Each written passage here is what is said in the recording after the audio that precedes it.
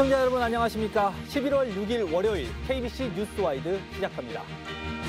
순천만 국제정원 박람회가 7개월여간의 긴 여정을 마무리하고 지난주에 막을 내렸습니다. 10년 만에 다시 개최된 정원 박람회에는 980여만 명의 관람객이 찾았는데요. 순천만 국제정원 박람회가 남긴 성과와 과제 그리고 앞으로의 비전은 무엇인지 이야기 나눠보겠습니다. 노관규 순천시장 그리고 송태갑 전남연구원 초빙연구위원 나오셨습니다. 안녕하십니까? 안녕하십니까? 예, 두 분 이야기 나누기에 앞서서 저희가 준비한 영상이 있는데요. 함께 보고 돌아오겠습니다.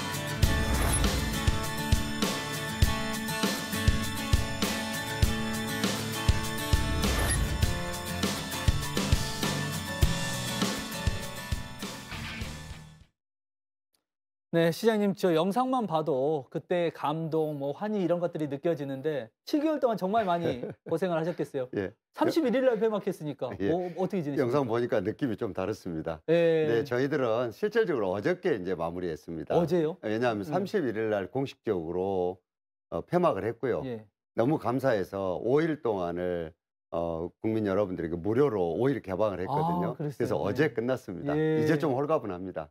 네. 정말 많은 준비를 하셨을 것 같은데 980만 명입니다. 980만 명. 예. 와, 국민 5명 중에 1명은 다녀갔다는 건데 맞습니다. 굉장히 성공했다라고 자평하는데 전혀 무리가 없을 것 같습니다. 어떻게 소개하십니까? 물론 이제 부분에 따라서는 전문가들 눈에 양해 안 찬 부분도 있을 겁니다. 근데 전반적으로 일단은 박람회를 열어서 우리들에게 정부가 허락해 준 800만 명을 이미 훌쩍 초과했고 예. 또 정부가 승인을 해줄 때 어느 정도의 수익 금액을 올려서 예산에 채워서 쓰도록 하는 것들도 훨씬 더 초과를 했거든요. 예. 그리고 무엇보다도 뭐 아시다시피 정부와 기업과 또 다른 지자체들에게 새로운 이정표를 제시했으니까 저희들은 굉장히 성공적으로 치른 박람회 아니었나 이렇게 생각하고 있습니다. 예, 많이 겸손하게 말씀하셨지만 이 정도의 성공이면 엄청난 거죠. 송태갑 위원님도 다녀오셨죠? 네, 그렇습니다. 예, 어떤 인상 받으셨습니까? 예, 우선 정원박람회 성공 개최를 축하드립니다. 전문가가 축하해 주셔서 감사합니다. 저도 지역민으로서 네. 한 사람의 관련 전문가로서 자랑스럽고 뿌듯하게 느끼고 있습니다. 예. 사실은 이제 개인적으로 순천 정원 박람회는 이제 국가정원이 조성되는 과정, 그걸 또 살펴볼 필요가 있는데 사실은 법이 없었어요. 그 당시에 수목원법만 있었는데 거기에 플러스 정원법을 추가를 한 겁니다. 예. 그래서 정원이라는 그 법제적 용어가 처음으로 등장을 해요. 예. 그래서 이제 도시에서는 정원을 하나의 시설로서 봤는데 이제 기반 시설로서 인정을 함과 동시에 자원이 된 거죠. 예. 이게 이제 지역 자원으로서 출발을 하면서 엄청난 성공을 거뒀는데 또 하나 주목할 게 순천시가 과감하게 새로운 도시계획을 수립했더라고요. 그래서 습지 보호 지역을 보존하기 위해서 전이지대, 완충지대 이 개발 제한구역을 설정해서 그 사이에 이제 정원을 조성을 했는데 이건 엄청난 결단이죠. 사실 그 당시에도 혁신 중에 혁신이다라는 얘기들이 많았는데 어쨌든 그 일선에서 이제 노 시장님과 시민사회 공무원들이 노고가 엄청 많았을 걸로 저는 생각을 합니다. 그런데 또 하나 주목하는 것은 제가 이번에 정원을 쭉 관람하면서 느낀 점이 지금 용복합 시대에 정원을 어떻게 활용해야 되는가를 제대로 파악하고 계시다. 예. 사실은 지금 용복합 시대라는 게 무슨 얘기냐면은 많은 문화가 사실은 산업화 시대에 분업화됐잖아요. 예. 그러면서 자기 분야만 관심을 갖는데 요걸 하나의 그릇에 담는 게 정원의 역할을 한 겁니다. 그래서 박람회가 사실 성공을 거두어서 참 기쁩니다만은 그 얼마나 많은 노고가 있겠는가 생각해 볼 때 참 최하를 드리지 않을 수 없다 그런 말씀 드립니다. 지금 사실 말씀하셨다시피 이 정원이라는 개념 이런 개념도 저희에게는 모호했고 생소했고 그런데도 980만 명의 관람객이 다녀갈 정도의 흥행 성공에는 어떤 요인이 있다고 보십니까? 우선 사회적 여건을 좀 봐야 되겠습니다. 경제적으로나 시간적으로나 많이 여유가 생겼잖아요. 이게 뭐 소득도 뭐 3만 달러 이상이 되면서. 그런데 이제 시민들은 자기가 시간과 돈을 소비할 준비가 다 돼 있어요. 예. 그런데 마땅히 갈 만한 데가 없었던 거죠. 예. 사실은 우리가 명소라고 하거나 관광지라고 하는 것이 제가 앞에서도 말씀드린 것처럼 융복합적으로 만족을 시켜주지를 못하거든요. 그러나 순천시는 그걸 해냈다는 점에서 굉장히 의미가 있고, 이제는 정주 인구를 이렇게 유지시키는 것도 중요하지만은 유동 인구를 어떻게 잡아서 우리 지역에 소비를 하게 하느냐는 예. 것이 굉장히 중요한데, 그런 측면에서 지금 관광과 삶을 좀 이해를 해야 돼요. 지금 예전에는 생활을 하다가 시간을 내서 관광을 가던 시대였어요. 그러나 지금은 삶과 관광이 경계가 무너졌죠. 예. 그래서 내가 오늘 아침은 담양에서 먹고 점심은 순천에서 먹고 저녁은 여수에서 먹고 그리고 내가 우리 지역에서 만족하지 못하는 기반 시설을 이웃 도시에서 충족시키는 예. 그런 시대에 살고 있는데, 정원은 그런 측면에서 다양한 오감을 만족시킬 뿐만 아니라 더 많은 것들을 충족을 시켜주기 때문에 굉장히 성공 요인이 아니었나 하는 생각이 듭니다. 우리 송 의원님이 굉장한 극찬을 하셨는데 10년 전에도 정원박람회가 있었잖아요. 네. 당시에 몇만 명 정도가 다녀갔었죠? 440만이 다녀갔습니다. 그럼 10년 후에 지금 2배가 훌쩍 넘은 건데 네. 2배가 시장님이 넘었죠. 보시기에는 네. 이 성공 요인 뭐가 있다고 보십니까? 10년 전에도 제가 이제 이걸 기획하고 유치하고 조성하다가 이제 예. 마무리를 못하고 나갔거든요. 예, 출마한다고 나가셨죠. 네. 그런데 아까 송 의원님이 지적하신 굉장히 중요한 점 하나를 제가 짚고 얘기를 해야 될 것이, 네.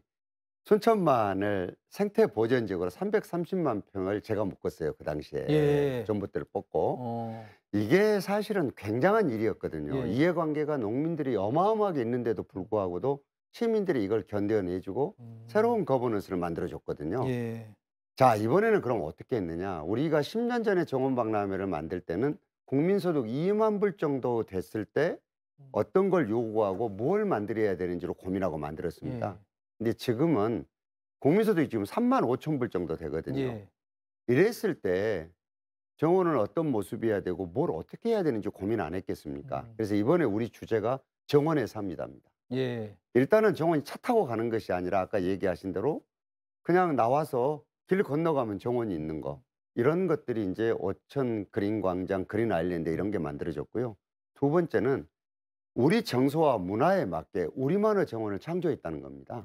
외국 것을 베껴 오는 데서 10년 전에 외국 거 베껴 오느라고 바빴는데, 그리고 진짜 중요한 것은 일하는 방식이 달랐다는 겁니다. 예. 대체적으로 이런 큰 행사를 하면은 자치단체장이 일 제일 잘한다는 사람들을 뽑아서 거기다 보냅니다. 당연히 그렇게 해야 우리는 그렇게 안 했거든요.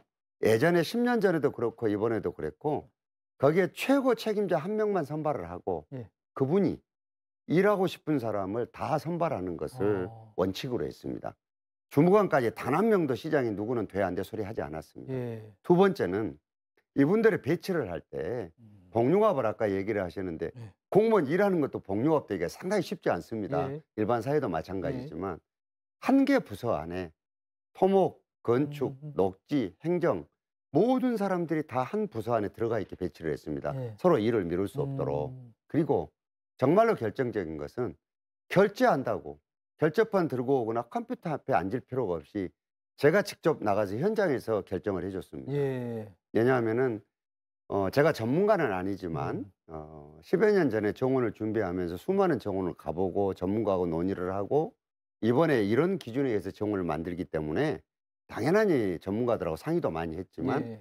이제 어느 정도 이 정도 만들 수 있는 여러 가지가 축적되어 있는 상태였기 때문에 그렇게 했던 것입니다. 그리고 굉장히 중요한 거는 시장과 예. 현실로 옮겨지는 공무원과 예. 그리고 이거를 함께하는 시민들이 소위 삼합이라는 이 일체가 톱니바퀴처럼 딱 들어맞은 게 이번에 순천에서 치른 정원박람회였다. 이것 때문에 박수를 받을 수 있는 큰 결과를 만들지 않았는가 이런 생각을 합니다. 누구 한 명의 성공이라고 하기도 어렵고 모두가 다 그렇습니다. 했고 단기간에 준비해서 된 문제도 아니었고 10년이 넘게 준비를 네. 사실은 하신 거네요. 공사는 7개월 했거든요. 예. 그런데 이것이 하루아침에 생긴 건 아니죠. 예. 그리고 아시다시피 시장 혼자 잘한다고 시장이 아무리 좋은 생각을 하더라도 이걸 현실로 옮겨주는 것은 공무원들이거든요. 예. 공무원들이 실력이 있고 숙련이 돼야죠. 이 주체가 아무리 하고 싶어도 이번에 도로를 정원으로 만든 것처럼 예. 시민들이 동의해 주지 않으면 불가능한 거 아니겠습니까? 그러니까 10년 전에는 전봇대를 뽑는데도 시민들이 농사를 다른 방식으로 짓는 것을 선택을 하면서 해줬고 예. 이번에는 없는 도로도 내달라고 민원이 난리인데 있는 도로를 막아서 정원으로 만드는데 동의해 준 게 시민들이었거든요. 그래서 예. 저는 이 순천 시민들의 이 수준 높은 눈높이하고 시장과 공무원들, 정치권 일체가 다 똘똘 뭉쳐서 만든 결과가 국제정원박람회다 이렇게 말씀을 드리겠습니다. 결과는 성공이지만 돌이켜보면 위기도 있으셨을 것 같고 어려움도 있으셨을 것 같은데 한 가지 정도만 더 꼽아주신다면 뭐가 있습니까? 올 여름이 너무 힘들었어요. 올 여름이요. 더워서? 장마가 아. 너무 길었고 예. 28일 동안 비가 오는 거예요. 예. 그리고 햇빛이 나타나면 폭염이고 그러면 잔디나 꽃들이 다 집 뭉개져 버리는 거예요. 이게 햇빛을 못 보니까. 저 정원의 잔디 저렇게 관리하고 꽃 관리하느라고 우리 직원들과 함께 이걸 도와주는 밖에 있는 민간 부분들까지 단 하루도 신간이 편한 날이 없었습니다. 그랬겠네요. 예, 아유 지금도 끔찍합니다. 생각해 보면. 네. 저희가 보는 광경은 화려한 꽃과 잔디지만 그 뒤에는 엄청난 노력들이 뒤에 숨어 있었네요. 그 방금 전에 시장님도 말씀을 하셨는데 이 그린 아일랜드 있잖아요. 네. 그러니까 도로를 그대로 놔두고 심지어 신호등도 그대로 뒀더라고요. 그걸 그대로 잔디밭으로 해서 거기에 사람이 발 디딜 틈이 없을 정도로 많은 사람들이 서서 그 푸른 잔디를 즐기고 사진 찍고 했었는데 네. 어떻게 보셨습니까, 의원님? 저도 사실은 이제 정원 박람회에 갇혀서는 안 된다는 생각을 하고 있었어요. 예. 그래서 도시로 점점 들어와서 그야말로 정원 도시로 순천시가 거듭나야 된다라고 했는데 이렇게 빠른 시일 내에 저런 발상을 실현을 했다라는 것 자체에 저도 깜짝 놀랐습니다. 근데 히트 상품이 그것만 있는 게 아니라 그 신랑개입니까? 예. 신랑개. 예, 예. 신랑개라는 그 숙박. 예.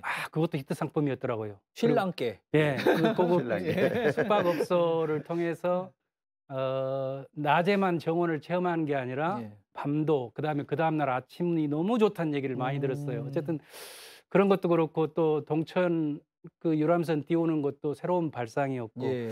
이런 히트 상품이 굉장히 많았어요.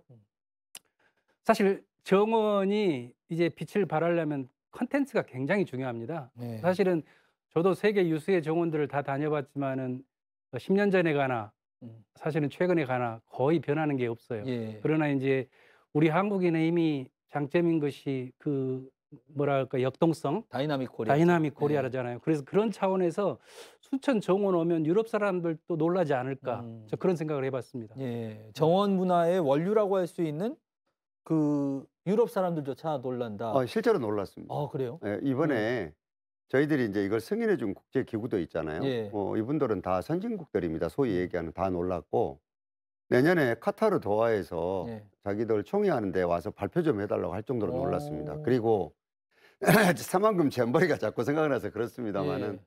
독일 학생들이 2,000명이 순천에 1박 2일에 있다가 갔습니다. 잼버리 이후에. 예, 아니 전에 예. 순천에서. 예.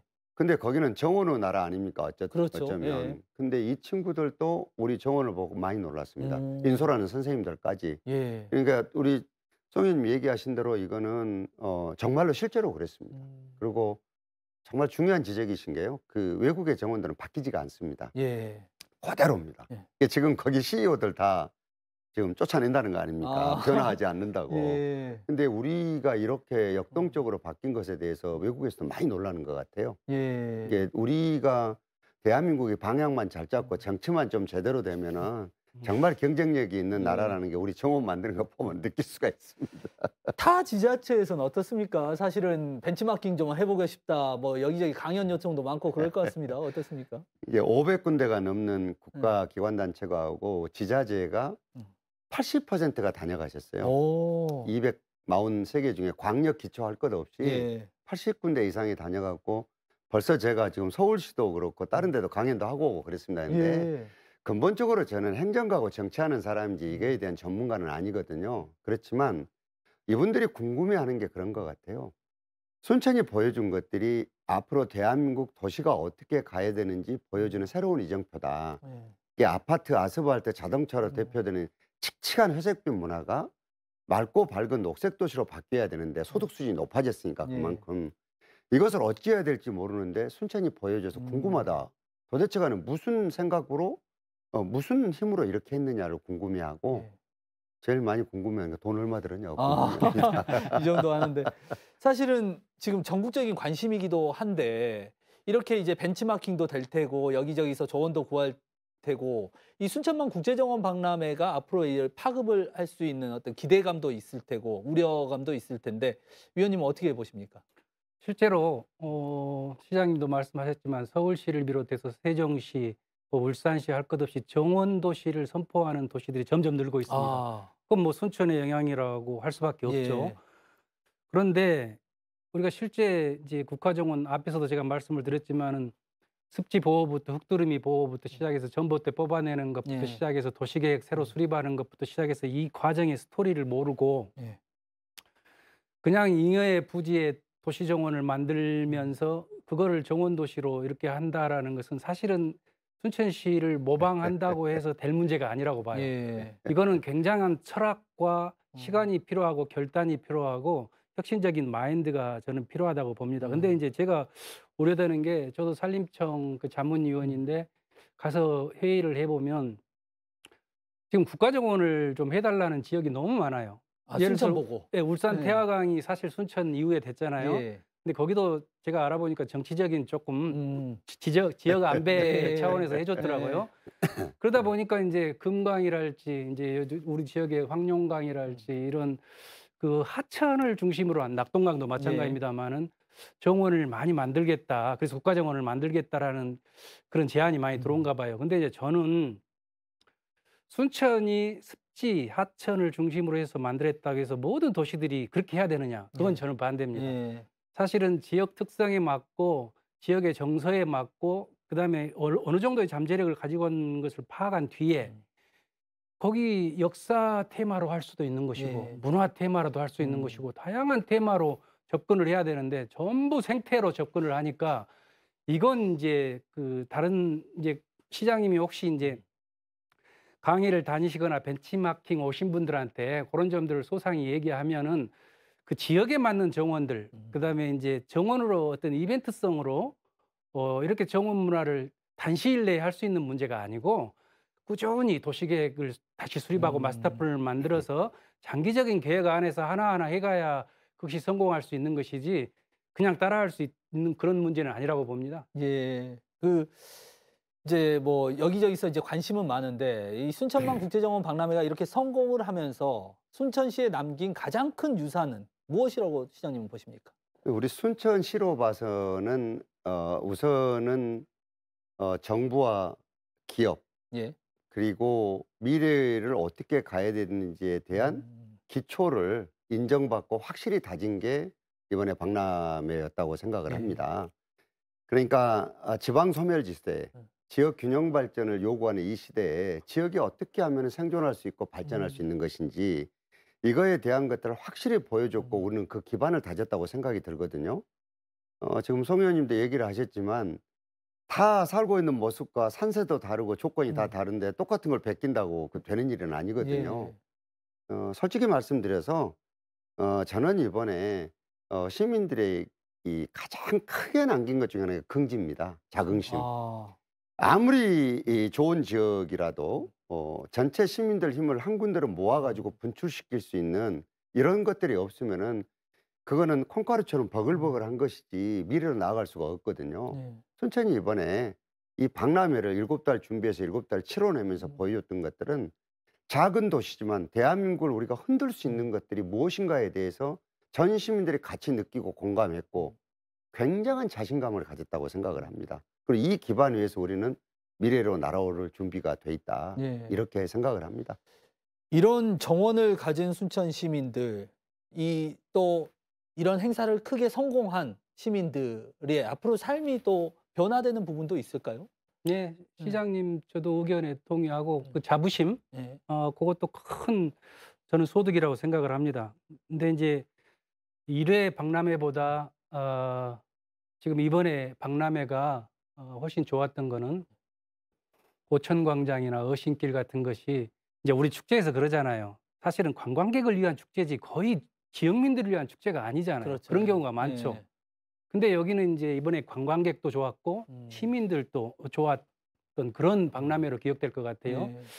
그런 차원에서 저는 지금 여가 시대, 고령화 시대에 사실은 제가 이제 영국이랄지 이런 데 그 프랑스의 정원들을 방문하면서 느낀 게 거기 예전에 그 공원이 정원으로 디자인이 바뀌고 있어요. 거기 미술관이랄지 레스토랑이 막 생기고 그러면서 고령화 사회에 그 어르신들이 거기서 브런치를 먹고 계시더라고요. 그러면서 양로원이나 막 이런 데에서 그 시간을 보내는 거 아니라 야외에서 보내는 얼마나 귀중한 하루 소일 장소가 되잖아요.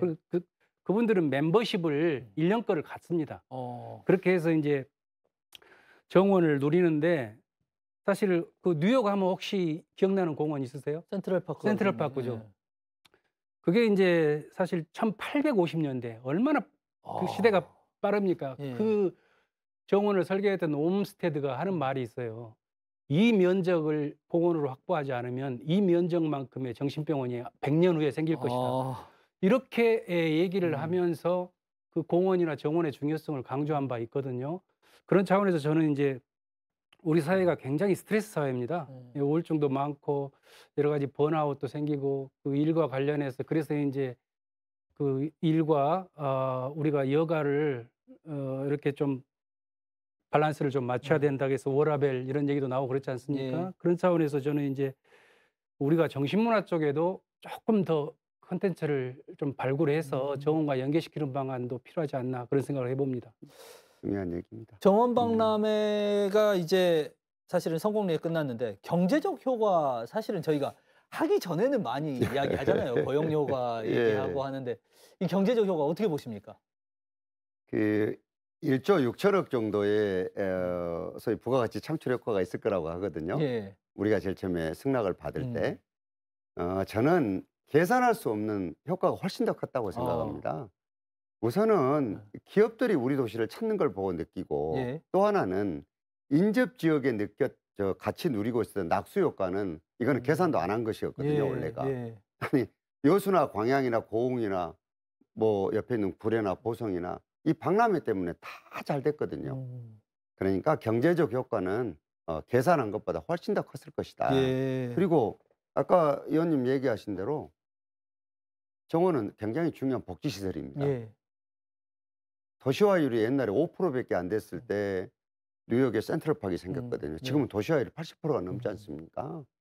그러니까 지금은 이렇게 하지 않고 도시가 경제의 엔진이고 문화예술이 다 모여있는 총체입니다. 근데 도시는 공짜로 이걸 혜택을 인간에게 준 적이 없습니다. 예. 반드시 그 대가를 치러야 되는데 지적하신 정신적인 문제도 굉장히 큰 문제 중에 하나입니다. 이걸 해결할 수 있는 게 정원입니다. 그렇기 때문에 이거는 경제적 효과로 계산만 해갖고 누릴 수 없는 굉장히 큰 효과를 이 정원이 남기고 정원박람회 남겼다. 이렇게 얘기 드릴 수 있습니다. 박람회는 성공리에 마무리가 됐고 이제 사실은 궁금한 게 네. 이 정원 어떻게 활용하지? 이게 궁금해요. 사실 뭐 주변에 뭐 아파트 짓고 하실 건 아니시죠? 사람들은 관리 비용 걱정을 해요. 예. 근데 뭘 그걸 걱정을 합니까? 왜요? 우리는 아까 지금 얘기가 대충 우리가 나왔습니다. 정원을 옛날처럼 꽃 심고 나무만 울창하게 해가지고 하는 게 꼭 정원만 아니거든요. 여기에다 해야 될 게 우리가 큰 힘이 K문화 콘텐츠의 힘이잖아요. 예. 우리는 애니메이션 등을 이용한 여러 가지 산업들을 구상하고 있는데 사람들은 이거를 애니메이션 제작기지나 또는 테마파크만 생각하거든요. 예. 이보다는 훨씬 더 고급스럽게 나갈 겁니다. 우리 잘 현대 상상이 안 되는데 예. 어떤 건가요? 예를 우리가 인공지능이라든가 예. 빅데이터라든가 이런 모든 기술을 총망라해서 예. 여기에 합당한 여러 가지 문화 콘텐츠들을 찾아낼 것이고 예. 여기에 영화, 게임 등등 여러 가지 산업들을 정원과 굉장히 잘 어울릴 수 있도록 예. 배치하고 구상하는 것들을 이미 시작을 했습니다. 그러면 정원에 어떤 스토리까지 입혀지는 이런 모습, 맞습니다. 이런 모습 보일 수 이제 있겠네요. 문화 옷이 입혀져 가지고 네. 지금하고는 완전히 다른 생물들만 존재하는 것이 아니라 여기에 과학 기술의 모든 우리가 동원할 수 있는 기술이 동원되어서 예. 이게 두 개가 시너지 효과를 만드는 음. 그렇게 해서 지역에서도 굉장히 높은 문화 콘텐츠로 젊은이들 일자리가 생기고 부가가치가 창출되는 이런 것으로 바뀌게 될 겁니다. 송 의원님도 뭔가 조언해 주실 만한 것이 있다면 지금 이 기회에 한번 해주시죠. 예. 사실 저도 이제 강의나 이렇게 뭐 주제 발표 이런 데 갈 때 순천 예를 많이 들거든요. 예. 그것도 인근에 있는 담양도 마찬가지입니다만은 사실 주민들이 피부로 느껴야 할 것 중에 하나가 사실은 부동산 가치예요. 예. 엄청나게 그 토지 자산이 상승된 거거든요. 그 공원으로 인해서. 정원. 인해서 순천 전체가 한번 따져보면은요, 경제적 가치를 그렇게 환산하기가 쉽지 않을 예. 정도로 오르면 큰일인데. 엄청난 겁니다. 그런데 예. 그건 또 그렇고 어쨌든 그 시대가 지금 기후 변화, 예. 탄소 중립, 그다음에 도시 미기후, 생물 다양성 이런 것들이 굉장히 지금 요구되고 있는 시대 아닙니까? 그런 차원에서 정원은 굉장히 중요한 그 수단 가운데 하나고, 그다음에 이제 이번에 제5차 2040 그 5차 종합 국토 계획이라는 게 있어요. 예. 거기에 보니까 지금까지는 사용되지 않은 단어가 하나 들어갔는데 그게 그린 인프라라더라고요. 그린 인프라라는 용어를 처음 사용했는데, 예전에 우리가 인프라 하면 뭐가 떠올리세요? 뭐 공장 짓고 도로하고 그렇죠. 뭐 항만, 공항 뭐 이런 거 있잖아요. SOC. 예. 그런데 지금 21세기는 이제 그 그린 인프라가 앞으로 경제를 이끈다. 사실은 경제라는 단어에 조금 더 거슬러 올라가면 오이코스라는 그 그리스어가 있어요. 거기서 이제 에코가 나왔는데 에코에서 두 가지 단어가 나옵니다. 에콜로지하고 에코노미하고. 예. 근데 이게 한 형제예요. 근데 우리는 그동안 생태하고 경제는 뭔가 대립 관계에 있는 그렇죠. 것처럼 그렇게 느꼈잖아요. 예. 그게 아니라 이제는 동시에 추구할 수 있는 굉장히 중요한 테마다라는 점에서 저는 뭐 지금처럼 이렇게 가시되 그 이제 교육 프로그램이랄지 예술 프로그램, 아까 얘기했던 스마트 기술 이런 예. 것들과 접목해서 오히려 세계에서 벤치마킹 올 수 있는 그런 도시로 만들었으면 좋겠다는 생각이 듭니다. 예. 마지막으로 시장님, 오늘 이야기 중에 계속해서 시민들의 어떤 저력 많이 말씀하셨는데, 순천 시민들 또 그리고 이 방송을 보고 있는 많은 분들에게 하고 싶은 말씀, 또 순천이 앞으로 어떻게 변화할지 그 말씀 부탁드리겠습니다. 우선 저희들이 정말로 혼을 불어넣어서 만든 정원을 대한민국 국민들이 5분 중에 1분이 다녀가실 정도로 인정해 주셨다는 데에 대해서 보람을 느끼고 감사를 드립니다. 그리고 이렇게 만드는 주체들은 시장과 공무원의 역할만으로는 되지 않습니다. 네. 저는 순천 시민들의 이 저력을 유감없이 보여준 게 이번에 박람회였다고 생각이 듭니다. 우리는 이 기반 위에서 전혀 다른 그리고 지방도시가 어떻게 해야 경쟁력이 있고 미래를 만들 수 있는지를 보여드릴 겁니다. 기대하셔도 좋습니다. 네, 알겠습니다. 오늘 두 분 이야기는 여기까지 듣도록 하겠습니다. 네, 두 분 고맙습니다. 감사합니다.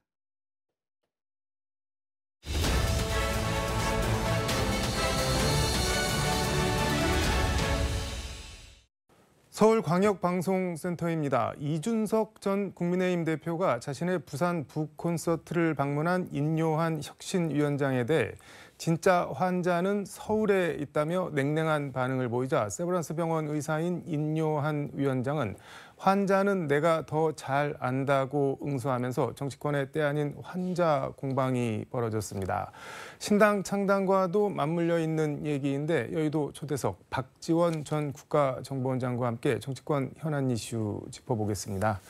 원장님 어서 오십시오. 네, 안녕하세요. 오늘 페이스북 보니까 주말 사이 해남 완도 진도 한 바퀴 돌고 올라오신 것 같던데요. 그렇죠. 저는 예. 월요일부터 목요일까지는 방송 강연하고 네. 금토일 해남 완도 진도 두더지처럼 돌아다닙니다. 왜 하필 두더지처럼? 이번에 가서 보니까요. 네. 일주일 전보다도 훨씬 네. 윤석열 대통령에 대한 증오가 불타더라고요.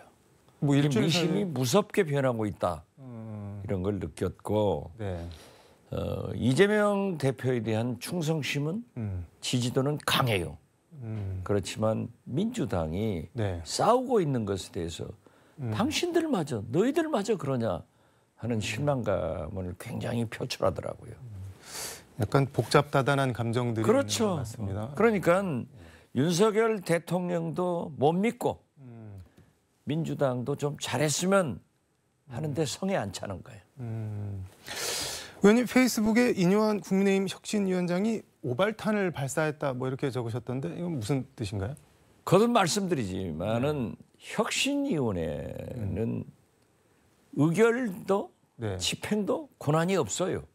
그렇기 때문에 거기에서는 뻥뻥거리는 거죠.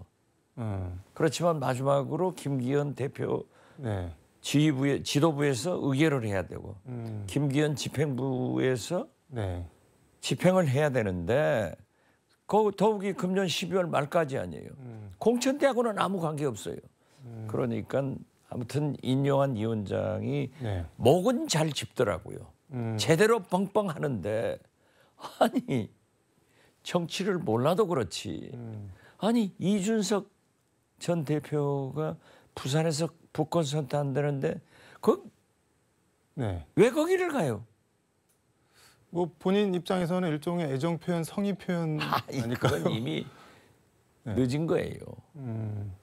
제가 작년부터 네. 이준석, 유승민은 신당으로 간다. 국민의힘은 분당된다. 네. 예측했잖아요. 이것은 유승민, 이준석 의원이 하는 게 아니라 네. 윤석열 대통령이 그렇게 만들어주는 거예요. 그렇기 때문에 네. 환자는 서울에 있다. 네. 그 환자가 누구인가는 다 알잖아요. 누군가요? 윤석열 대통령이죠. 그런데 예. 인요한 혁신위원장이 자기가 의사니까 환자는 내가 더 잘 안다. 잘 알죠. 인요한 위원장도 환자가 네. 윤석열 대통령인 것을 아니까 그렇게 말씀하셨을 거예요. 윤석열 대통령이 바뀌어야 돼요. 인요한 위원장이 뭐 환자는 내가 더 잘 안다 이 말은 뭐 저 마음이 아픈 사람이 있다 뭐 이렇게 마음이 아픈 사람이 누구예요? 이준석 대표 지칭한 거 아닌가요? 저는 그렇게 안 봐요. 아니 우리가 딱 오는 게 있잖아요. 네. 이준석, 유승민 두 분은 이미 떠났다는 걸 아직도 모른다면 정치를 몰라도 너무 모른다 이렇게 적으셨던데 이미 떠난 거예요. 몇 퍼센트? 왜냐하면 제가 거듭 말씀드리지만은 네. 김종인 네. 전 대표가 조정을 해서 지금까지 이 두 분은 네. 지역구 출마의 교통정리가 안 됐던 거예요. 최근에 이준석 대표가 공개적으로 김종인 전 대표를 방문했다는 게 보도되잖아요.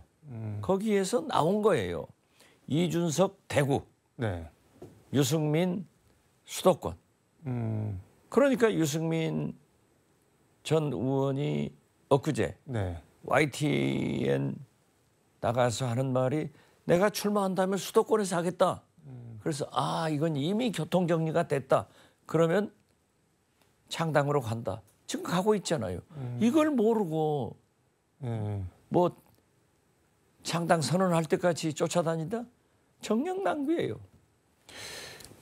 근데 전 개인적으로 이준석 전 대표가 인요한 위원장을 미스터 린튼이라고 영어 이름으로 부르면서 어떻게 보면 좀 타자와 뭐 이런 걸 시킨 것 같았는데 약간 그 선 넘은 거 아니냐 뭐 이런 비판도 좀 있는 것 같은데 그거는 어떻게 보시나요? 아니 이준석 대표의 말씀에 의거하면은 네. 뉘앙스가 전달이 잘 안 되니까 인요한 위원장이 미국계 한국인 아니에요. 네. 그렇기 때문에 영어로 했다 하는 것은 노골적 표현을 한 거죠. 노골적으로 뭘 표현한 걸까요? 노골적으로 안 된다, 안 만난다, 당신들하고 안 한다예요. 그걸 몰라요? 그러니까 워딩도 보면은 뭐 우리와 다르다 이렇게 선을 확실히 좀 긋던데 다르죠. 대표가 그러니까 최종적으로 네. 윤석열 대통령이 변해서 공천에 개입하지 않고 네. 또 과거의 잘못을 사과한다면 되죠. 그렇지만 윤석열 대통령은 그런 포용력이 없는 분이에요. 그렇기 때문에 다른 거죠. 근데 포용력의 문제가를 떠나서 이준석 대표가 내년 총선에서 국민의힘 백석도 못할 거다 뭐 이렇게 얘기를 했는데 만약에 그런 게 정말 현실화가 되면은 뭐 거부권도 못 쓰고 이른바 시행령 정치도 못 하고 거의 뭐 그냥 탄핵 수준의 레임덕이 바로 오는 건데 그래도 뭐 변화를 하거나 이준석 전 대표를 수용하거나 그렇게 하지 않을까요, 대통령이? 윤석열 대통령은 결코 내년 총선에서 패배를 생각하지 않으실 분이에요. 그렇기 그런가요? 때문에 검핵관 또 검찰 출신들을 강남권 수도 서울의 강남권 PK, TK에 공천하면은 의석수를 확보할 수 있다 이런 생각을 하고 있고 제가 어떤 근거로 이준석 전 대표가 100석도 못할 것이다 하는 얘기를 했는가는 모르겠어요. 근데 시사저널 인터뷰 보면은 이준석 대표 뭐 신당을 만든다면 무조건 수권 정당, 대통령 후보를 내는 정당을 할 거다라고 하는데 파괴력이 어느 정도나 될 거라고 보시나요? 파괴력은 있을 거예요. 네. 그리고 신당을 창당하면서 그래도 대통령 후보도 내고 네.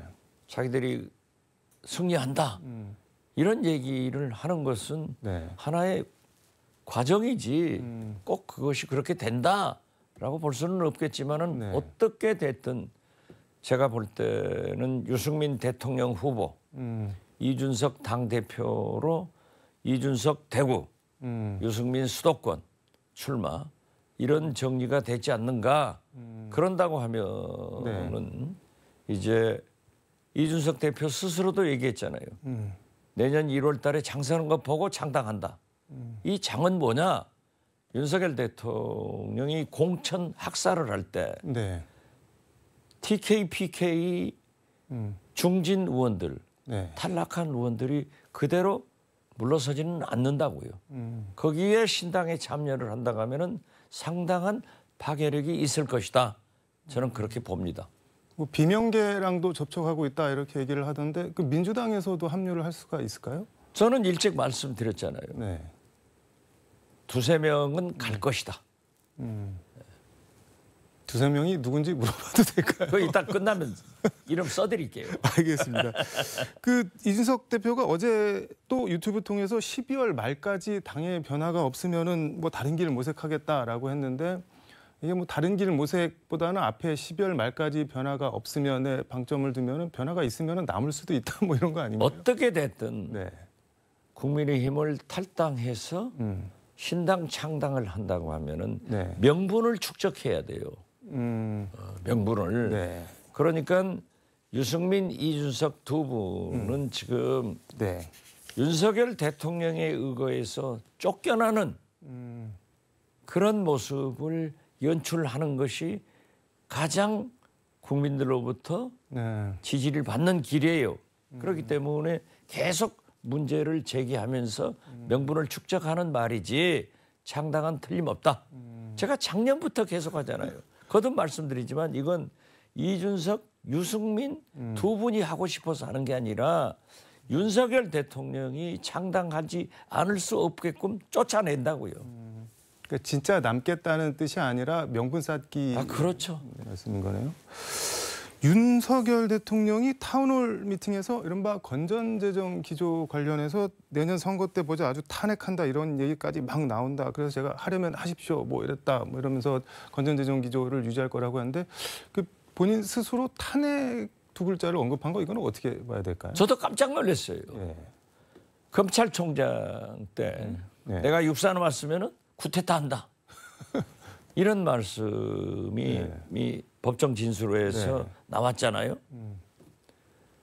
그런데 검찰총장이 그러한 얘기를 하는 것도 부적절하지만은 어떻게 대통령이 돼가지고 서민 예산, 복지 예산을 두둑하게 하면은 하지 않으면 뭐 국민 탄핵한다?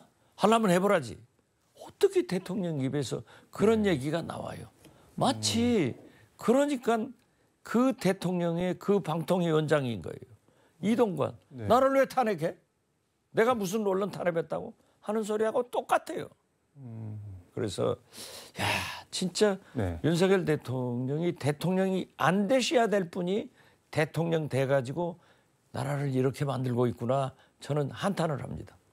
대통령 안 되셔야 될 분 얘기는 조금 이제 한참 지나서 더 해봐야 뭐 아니 어떻게 현직 대통령이 나 탄핵하려면 탄핵해봐라. 누가 탄핵한다겠어요? 이런 국민에 대한 겁박이고 야당에 대한 협박이에요. 이런 얘기를 하시면 안 됩니다.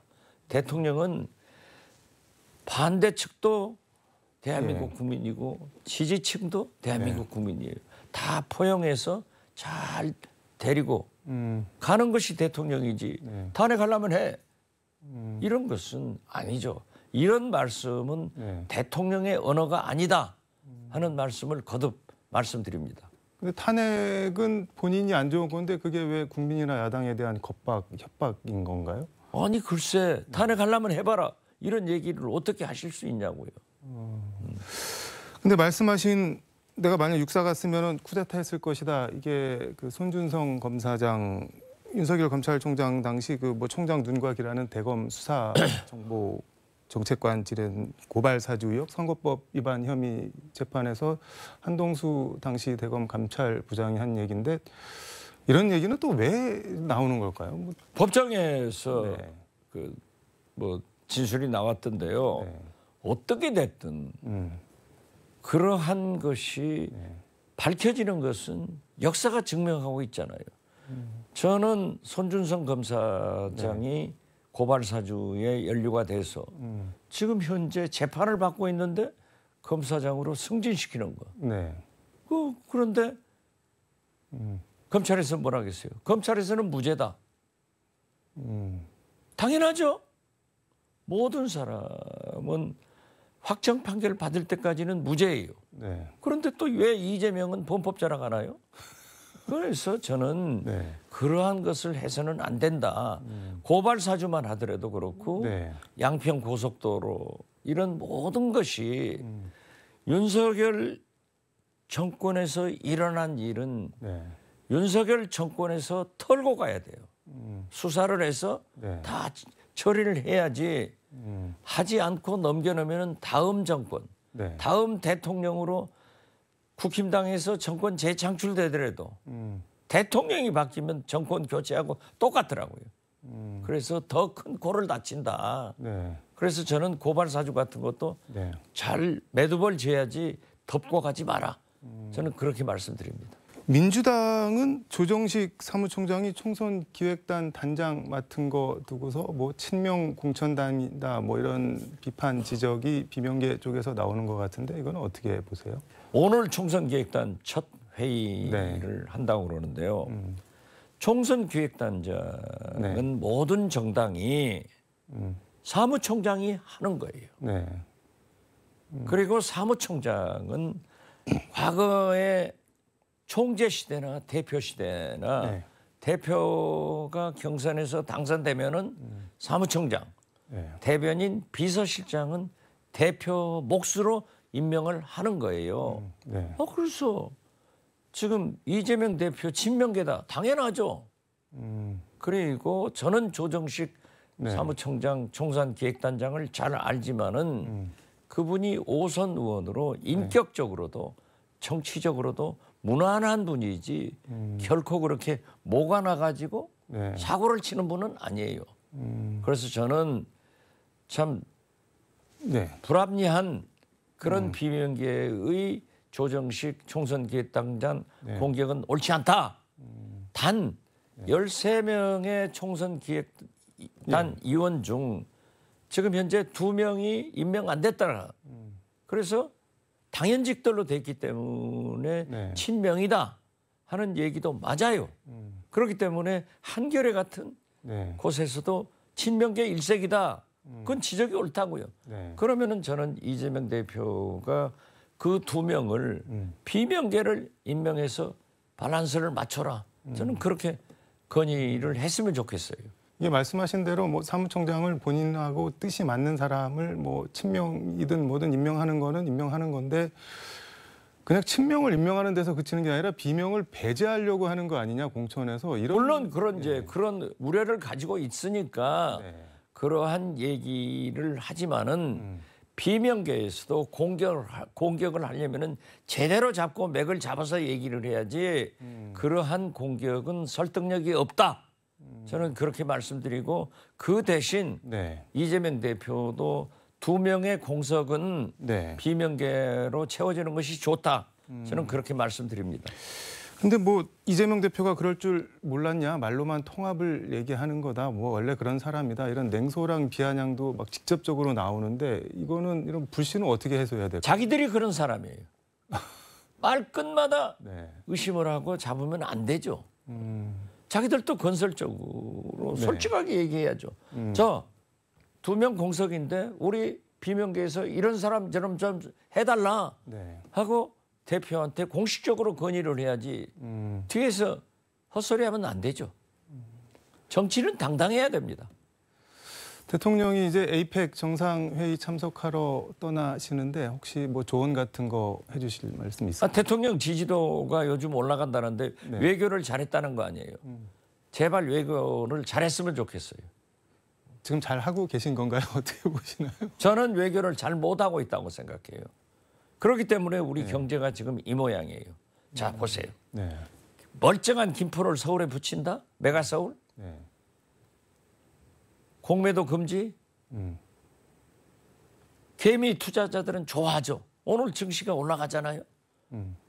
이게 다 선거를 위한 포퓰리즘이고 프랑스 네. 일부 나라에서 있었던 극우 포퓰리즘을 윤석열 대통령이 내년 총선을 위해서 지나치게 남용하고 있다. 저는 그렇게 봐요.